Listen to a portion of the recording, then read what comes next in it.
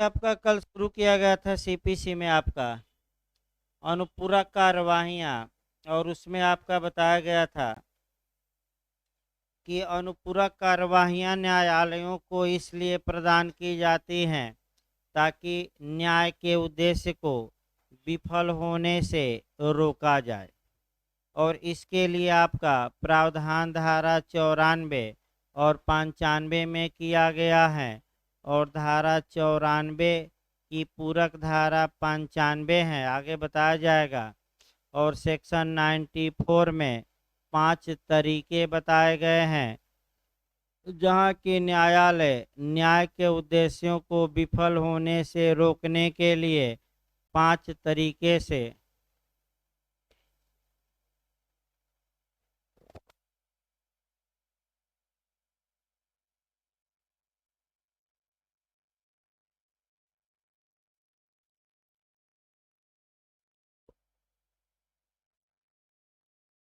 देखिए 5 ऐसे तरीके बताए गए थे जहाँ की न्यायालय अनुपूरक कार्यवाहियों का सहारा लेकर उचित मामलों में उचित आदेश दे सकता है। बैठिए हो कैसा क्यों? उचित मामलों में उचित आदेश दे सकता है। और 5 आपका कौन कौन सी कार्यवाहियां हैं, और इसके लिए कुछ आदेश बताए गए थे। आदेश 38 पढ़ना है, 39 पढ़ना है और 40। तो आइए शुरू किया जाए।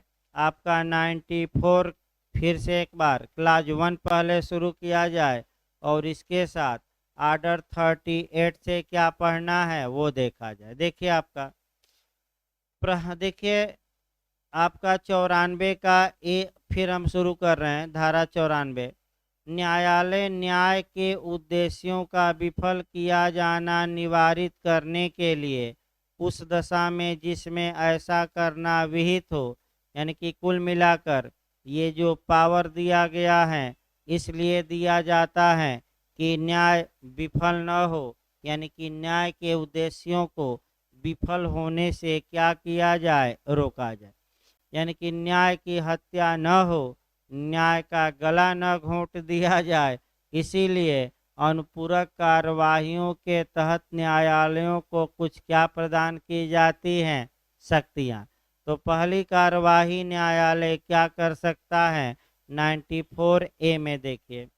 अब पहले मुकदमा करवा दिया जाए तब तो देखिए आपका पहले मुकदमा करवाइए तब सही रहेगा।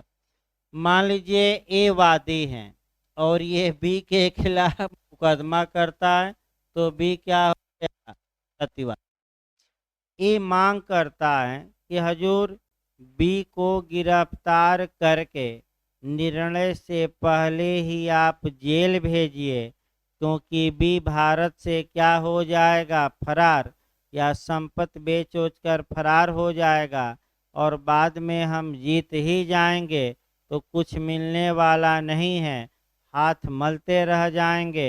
यानी कि अब पछताए क्या होत जब चिड़िया चुग गई खेत, तो अब पछताए क्या होत जब ये फरार हो गया कहाँ, विदेश। तो आगे अब एक रकम आपका जैसे पता ही नहीं, लोग विजय माल्या इत्यादि लेकर क्या हुए हैं, भाग गए हैं। तो देखिए कितना तामझाम किया जा रहा है। उदाहरण से चलना सही रहेगा, एकदम सटीक उदाहरण आपका दिया जाए ताकि जितने आदेश हैं और धाराएं उसी पर सेट हो जाए। तो पहला हम निर्णय के पूर्व गिरफ्तारी की बात करते हैं। तो देखिए सामान्य नियम क्या है। सामान्यतः निर्णित ऋणी को डिक्री या आदेश के निष्पादन में ही गिरफ्तार किया जाता है। यानी कि जब उसके खिलाफ फैसला आ जाए और वह उस फैसले का पालन न करे, तब जनरली उसे गिरफ्तार किया जाता है। जैसे ए ने बी के खिलाफ 1 लाख का मुकदमा किया, ए जीत गया है, बी 1 लाख नहीं दे रहा है, तब सामान्यतः बी को गिरफ्तार करके कहाँ भेजा जाता है, जेल। लेकिन यह विधि का पूर्ण नियम नहीं है। न्याय के उद्देश्यों को विफल होने से, बैठिए भाई और इधर हो जाए, बैठने दीजिए। देखिए, लेकिन न्याय के उद्देश्यों को विफल होने से रोकने के लिए अनुपूरक कार्यवाहियों के तहत न्यायालय प्रतिवादी को निर्णय के पूर्व भी गिरफ्तार करके कहाँ भेज सकते हैं? जेल। अब एक नियम और बना लीजिए आपका धारा 58 का, कि अगर निर्णय के बाद डिक्री या आदेश के निष्पादन में गिरफ्तार किया जाता है तो कितने दिन तक उसे जेल में रखा जाएगा? तो 2000 या कम की रकम है तो कोई गिरफ्तारी नहीं, 2000 से अधिक किंतु 5000 के बीच में रकम है तो आपका 6 सप्ताह, 6 है ना? देखिए तो 58 में देखिए तो, एक बार 58 में देखिए तो कितना है, 6 सप्ताह ना? उसमें लिस्ट दिया होगा एक। हाँ, अगर 2000 से अधिक रकम है किंतु 5000 तक नहीं देता तो अधिकतम कितना सिविल कारागार? 6 सप्ताह। और 5000 से अधिक रकम है तो अधिकतम 3 माह, यानी कि 3 माह से अधिक किसी भी हाल में उसे जेल में नहीं रखा जाएगा अगर वह पैसा अदा नहीं करता न्यायालय के फैसले के बाद। लेकिन ये जो प्रावधान होंगे ये फैसले के बाद नहीं, ये उल्टा नियम लगाइएगा, ये न्यायालय के निर्णय के क्या चलेंगे पहले। अर्थात ए ने 1 लाख के लिए बी के खिलाफ मुकदमा करे और ए दर्शा दे कि हजूर बी फरार हो जाएगा, और जब फरार हो जाएगा और अगर हमारे पक्ष में आपने निर्णय डिक्री आदेश भी पारित किया तो उसका निष्पादन नहीं हो जाएगा, हमें कुछ नहीं मिलेगा, हम हाथ मलते रह जाएंगे क्योंकि बी तो यहाँ से क्या हो गया है? फरार। तो ऐसी दशा में आप बी से गारंटी मांगिए और गारंटी नहीं देता तो इसे कहाँ भेजिए? सिविल कारागार। तो निर्णय से पहले गिरफ्तारी का प्रावधान धारा 94 के किस क्लाज में है? ए में। अब पहले बैरेक्ट देखिए सही रहेगा, एकदम उदाहरण से ही चलते रहना है। इसी उदाहरण पर आपका पूरा निर्णय से पहले गिरफ्तारी हम बता देंगे, कुर्की भी आगे जो आएगा दूसरा बता देंगे। देखिए आपका न्यायालय के प्रतिवादी को गिरफ्तार करने के लिए और न्यायालय के सामने उसको इस बात का हेतुक, हेतुक माने कारण, ना तो लिख लीजिएगा, हेतुक दर्शित करने के लिए लाए जाने के लिए कि उसे उपसंजात होने माने एपियर होने, उपस्थित होने, हाजिर होने, उपस्थित होने के लिए प्रतिभूत क्यों नहीं देनी चाहिए, वारंट निकाल सकेगा। और यदि वह प्रतिभूत देने के लिए दिए गए किसी आदेश का अनुपालन करने में असफल रहता है तो उसे सिविल कारागार को सुपुर्द कर सकेगा। अर्थात पहला नियम में आया कि न्यायालय निर्णय से पहले शोकाज नोटिस जारी कर सकेगा, कारण बताओ नोटिस जारी कर सकेगा प्रतिवादी के नाम, प्रतिवादी के नाम गिरफ्तारी का वारंट जारी कर सकेगा और कह सकेगा कि गिरफ्तार करके प्रतिवादी को लाया जाए और लाकर प्रतिवादी हाजिर हो या लाया जाए और प्रतिवादी बताए, प्रतिवादी न्यायालय में हाजिर होगा या उपसंजात होगा, इसके लिए गारंटी दे, यानी कि बांड वोंड भरे और क्या करे? गारंटी दे। और अगर प्रतिवादी गारंटी देने में असफल होता है तो आप लोग बताइए न्यायालय अब क्या कर सकता है? उसको कहाँ भेज सकता है? सिविल कारागार। सेम नियम आप क्रिमिनल मामलों में थोड़ा अप्लाई करिए। अगर न्यायालय ने अभियुक्त को जमानत दिया और इस शर्त पर दिया, कंडीशन पर, कि जब जब न्यायालय बुलाएगा तुम कोर्ट में क्या हो जाना, हाजिर। तो अगर अभियुक्त इस शर्त का उल्लंघन करता है, जमानत की शर्तों का उल्लंघन करता है, तो जमानत कैंसिल होगी और फिर कहाँ भेजा जाएगा, जेल।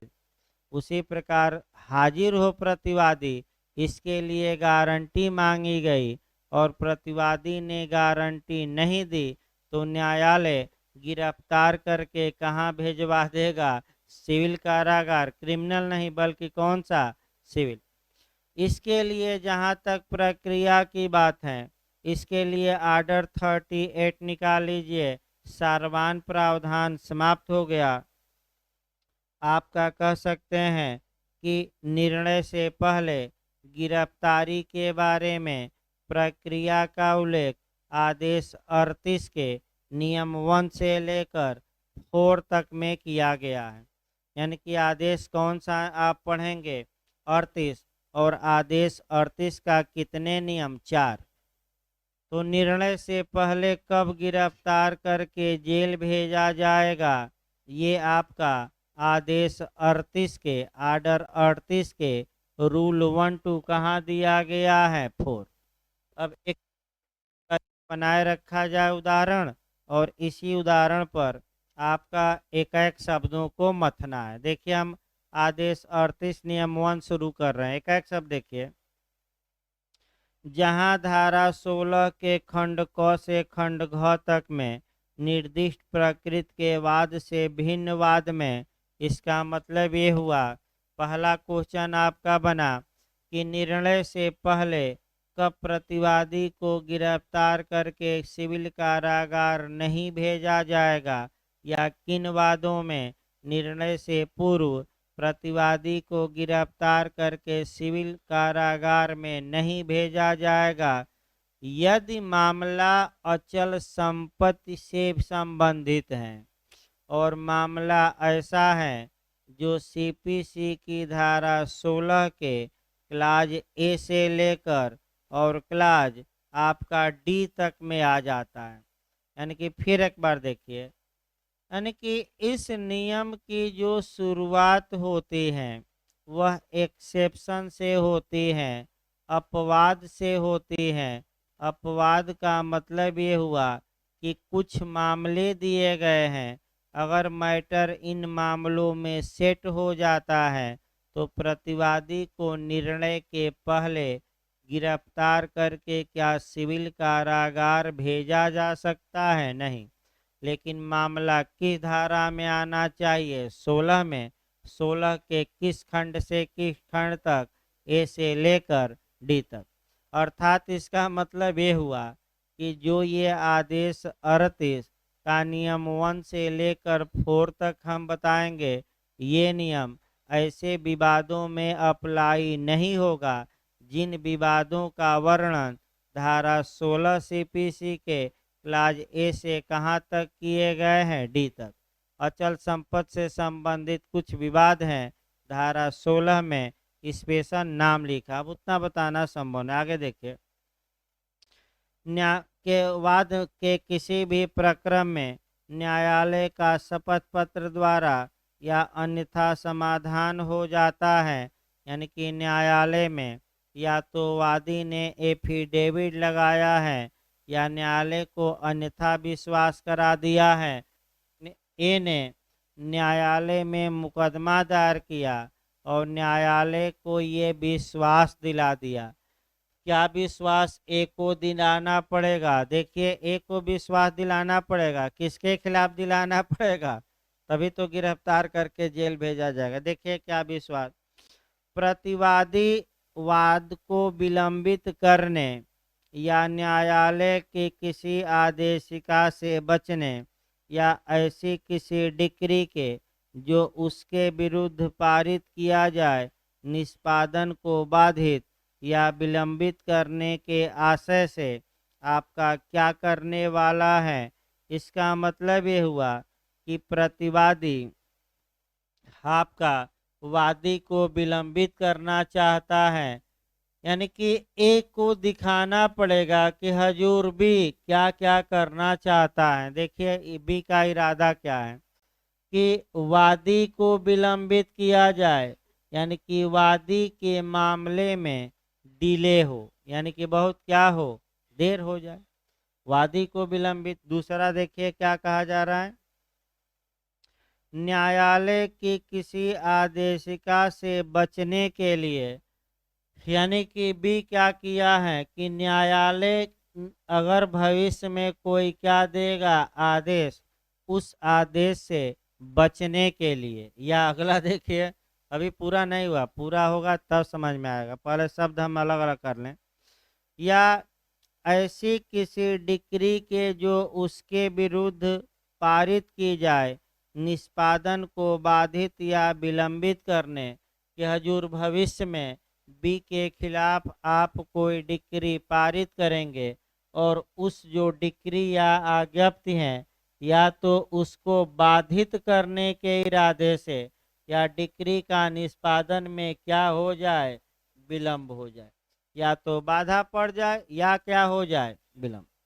यानी कि एक क्या न्यायालय को विश्वास दिला दे कि हजूर भी वादी को डिले करने के लिए या आप जो भविष्य में आदेश देंगे उससे बचने के लिए, या जो आप भविष्य में हमारे पक्ष में क्या देंगे डिक्री या ज्ञप्ति पारित करेंगे उसमें बाधा भी डाल दे या वह क्या हो जाए, डिले हो जाए निष्पादन में, इसके लिए प्रतिवादी क्या क्या कर रहा है, अब दिखाना पड़ेगा। देखिए क्या क्या कर रहा है, न्यायालय की अधिकारिता की स्थानीय सीमाओं से फरार हो गया है या उसे छोड़ गया है, यानी कि प्रयागराज में रहता था, मुकदमा प्रयागराज में किया गया और प्रयागराज से अब क्या हो गया है, या तो छोड़ दिया है प्रयागराज को या यहाँ से भाग गया है।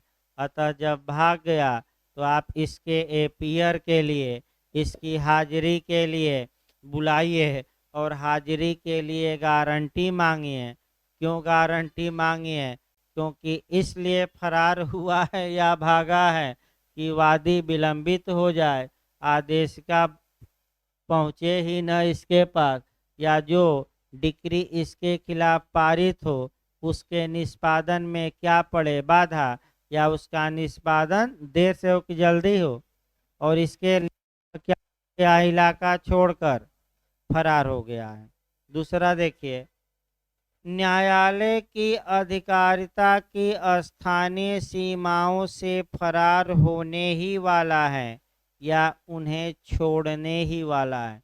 तो पहले में फरार हो गया है और दूसरे खंड में फरार तो हुआ नहीं, लेकिन पुख्ता जानकारी है कि अब ये क्या हो जाएगा, फरार।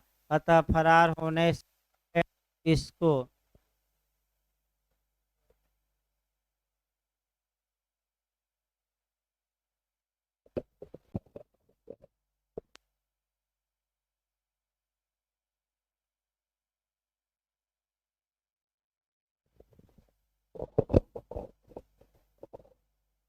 हेलो, देखिए आपका, यानी कि पहले खंड में आया कि फरार हो गया है, क्यों फरार हुआ है या छोड़ दिया है एरिया को, क्योंकि वादी विलंबित हो जाए या आदेशिका से बच जाए भी, या जो बी के खिलाफ भविष्य में क्या पारित होगी आदेश या डिक्री उसके लागू कराने में क्या हो बाधा, या लागू कराने में क्या हो डिले हो, इसलिए बी क्या हो गया है, फरार।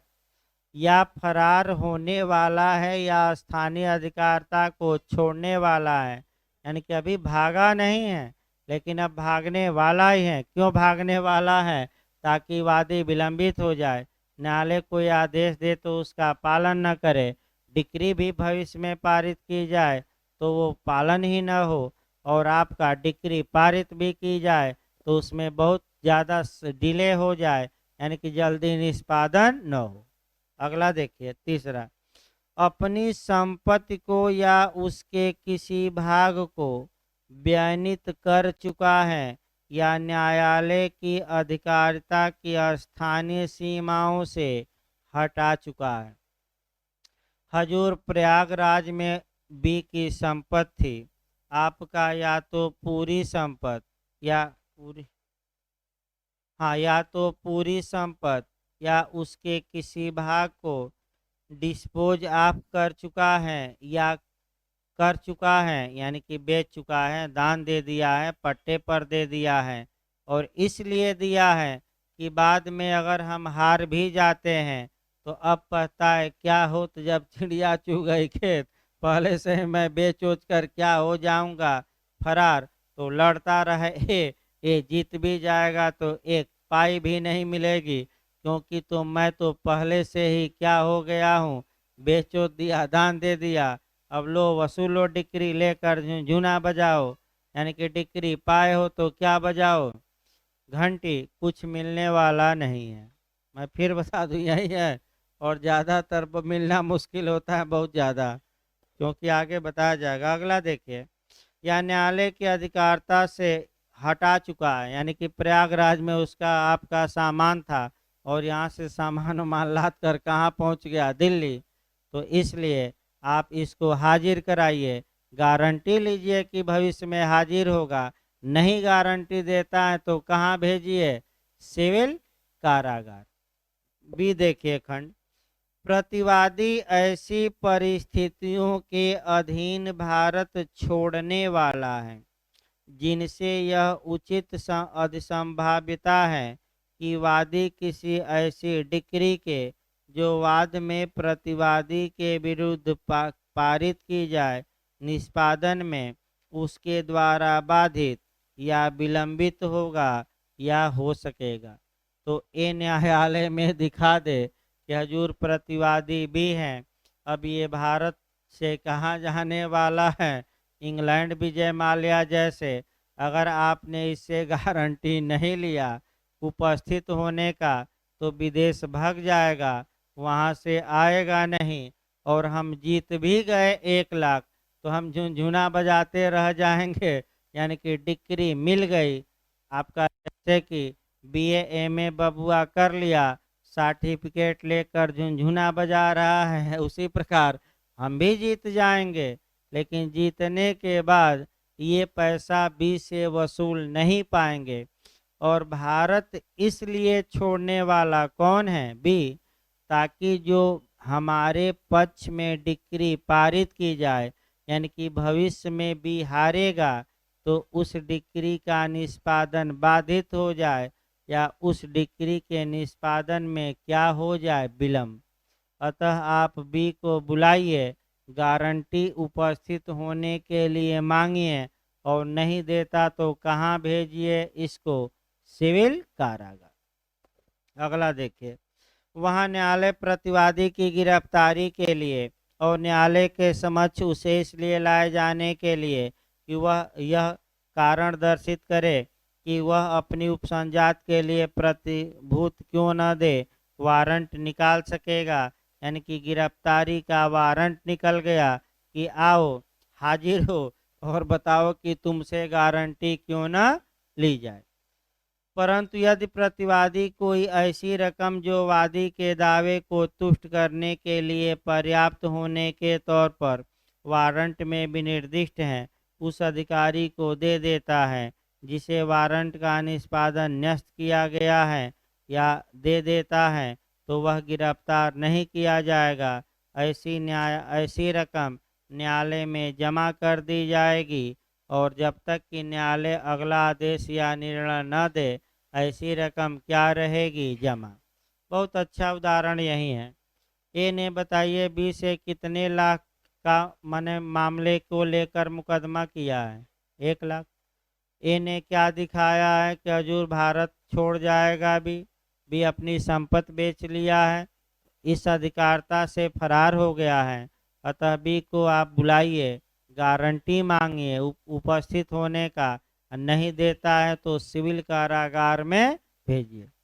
जब पुलिस वाले गए बी को गिरफ्तार करने तो बी ने पुलिस वाले को 1 लाख दिया, यानी कि कितना दे दिया पुलिस वालों को, 1 लाख, कि ये लीजिए रकम, ये अधिकतम जीत ही कितना सकता है, 1 लाख, मैं 1 लाख दे रहा हूँ, अगर ए जीतता है तो यही रकम ए को क्या करिएगा, दिलवा दीजिए। तो अब गिरफ्तार किया जाएगा कि नहीं, भी नहीं। और पुलिस वाले जो वारंट लेकर पहुंचे हैं, वह 1 लाख रुपया जो रकम है वह न्यायालय में क्या करेंगे, जमा। इसलिए नियम बनाया गया कि अब अगर भी भग भी जाए तो ए का 1 लाख रुपया डूबेगा नहीं, क्योंकि वह पैसा तो अब कहाँ जमा हो गया है, न्यायालय में। अगर बाद में ए जीतता है तो वही रकम न्यायालय किसको दे देगा, ए को। बी को खोजने की आवश्यकता नहीं है। खंड 2 देखिए, प्रतिभूति। जहाँ प्रतिवादी ऐसा हेतुक दर्शित करने में असफल रहता है तो ऐसी दशा में उससे प्रतिभूति मांगी जाएगी और गारंटर भी मांगे जाएंगे। यानी कि तुम तो आओ ही और क्या करो, 2-4 गारंटर लाओ, 2-4 जमानतदार लाओ, जो तुम्हारी क्या लेंगे, जमानत, कि तुम भाग जाओगे तो उनसे वसूला जाएगा। तो पहले नियम देखिए, उसके बाद बेरेक बताया जाए। न्यायालय ने बी से कहा कि तुम तो गारंटी दो ही, प्रतिभूति दो ही, अपनी ओर से कम 2 गारंटर लाओ, और दोनों एक सी गारंटर लाओ, माने 2 गारंटर लाओ। बी ने अपनी ओर से गारंटर लाया, एक सी को लाया और दूसरा कौन, डी। सी ने कितने की गारंटी लिया, 50,000। डी ने कितने की गारंटी लिया, ये प्रतिभू हो गए। तो बताइए, कॉन्ट्रैक्ट में बताया गया था प्रतिभू का दायित्व प्राथमिक होता है कि द्वितीयक। द्वितीयक। प्रतिभू कब दायी होंगे, जब भी दे दे कि न दे, न दे। क्या प्रतिभू का दायित्व कभी भी प्राथमिक हो सकता है, नहीं। जब भी विफल हो जाए तो एक किससे वसूल लेगा, सी से, और किससे, डी से। कितना कितना रकम, 50-50। तो क्या न्यायालय बी से प्रतिभू मांग सकता है कि नहीं, मांग सकता है कि केवल तुम ही बांड न भरो, 2-4 और साथियों को लाओ जो तुम्हारी क्या लें, गारंटी। तो कल ये पढ़ाया जाएगा आगे। और आपका गारंटी कल आपका निर्णय से पहले कुर्की भी समाप्त हो जाएगी। एक पॉइंट अभी मेन बचा है कि सिविल कारागार निर्णय से पहले कितने दिन के लिए भेजा जाएगा, प्री के लिए, वही महत्वपूर्ण है, अभी कल बताया जाएगा। तो उसका समय भाई आपका कितने दिन के लिए भेजा जाएगा, आपका कल डिटेल में और बताया जाएगा। तभी आपका ज्योग्राफी